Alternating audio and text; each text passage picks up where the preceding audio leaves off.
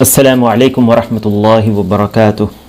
بسم اللہ والحمد للہ والصلاة والسلام علی رسول اللہ وعلی آلہ وصحبہ ومن والاه۔ لاک ڈاؤن کی حالت برقرار ہے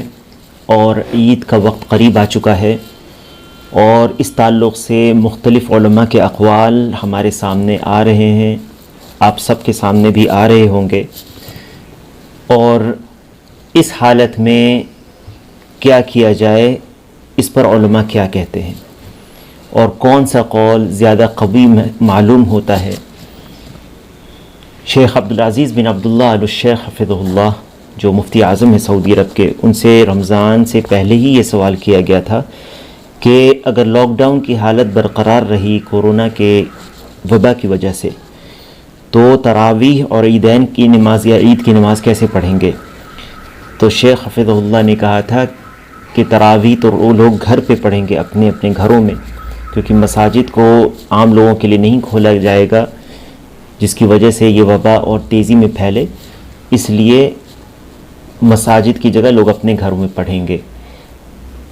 اور عید کی نماز کے تعلق سے شیخ کا جواب تھا کہ جہاں تک عید کی نماز کا تعلق ہے، اگر حالت ایسی ہی بنی رہی اور مسلوں اور اس کے لیے مخصوص مساجد میں اسے ادا کرنا ممکن نہیں ہوا، تو پھر ایسی حالت میں اسے گھروں میں ہی ادا کیا جائے گا بغیر اس کے بعد خطبے کے۔ اس تعلق سے دائمی فتویٰ کمیٹی کی طرف سے فتویٰ صادر ہو چکا ہے، جس میں ہے کہ جس کی عید کی نماز چھوٹ گئی ہے وہ اسے قضا پڑھنا چاہتا ہے، تو اس کے لیے مستحب ہے کہ وہ اسے اس کی صفت پر بغیر اس کے بعد خطبے کے ادا کرے۔ شیخ کہتے ہیں کہ تو جب اس کی قضا مستحب ہے ان کے حق میں جن کی امام کے ساتھ نماز عید چھوٹ گئی ہے، وہ امام جس نے مسلمانوں کے ساتھ عید کی نماز ادا کی، تو پھر من باب اولا اسے قائم کرنا ان کے حق میں مشروع ہوگا جس ملک میں نماز عید قائم ہی نہیں ہوئی ہے، کیونکہ اس میں حسب استطاعت اسلامی شعائر کو قائم کرنا ہے۔ اللہ تعالیٰ کا فرمان ہے فاتقوا اللہ ما استطعتم، بس جہاں تک ہو سکے اللہ سے ڈرتے رہو، اور اللہ کے نبی صلی اللہ علیہ وسلم کا فرمان ہے اذا امرتکم بامر فاتوا منہ ما استطعتم، جب میں کسی چیز کا حکم دوں تو جہاں تک تمہاری استطاعت ہو اسے کرو۔ اس خبر کو شائع کیا ہے صحیفہ عکاظ نے، سعودی عرب کے یہ نیوز پیپر ہے عکاظ، اس نے یہ بتاریخ 24 شعبان 1441 ہجری کو نشر کیا تھا اس عنوان سے کہ مفتی کا یہ قول ہے صلاۃ التراویح والعید فی البیوت اذا استمر کورونا۔ اب یہاں پر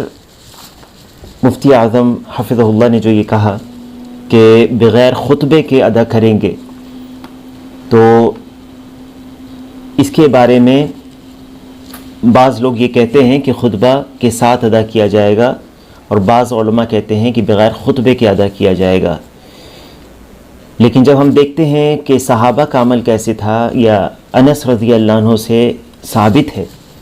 جسے عبد الرزاق نے اپنی مصنف میں اور الطحاوی نے شرح معانی الآثار میں ذکر کیا ہے کہ انس رضی اللہ عنہ اپنے مقام زاویہ پر ہوتے، جب بصرہ میں امام کے ساتھ ان کی نماز چھوٹ جاتی تو وہ اپنے اہل و عیال اور غلاموں کو جمع کرتے، پھر اپنے آزاد کردہ غلام عبداللہ بن ابی عتبہ کو حکم دیتے کہ وہ لوگوں کو نماز پڑھائیں۔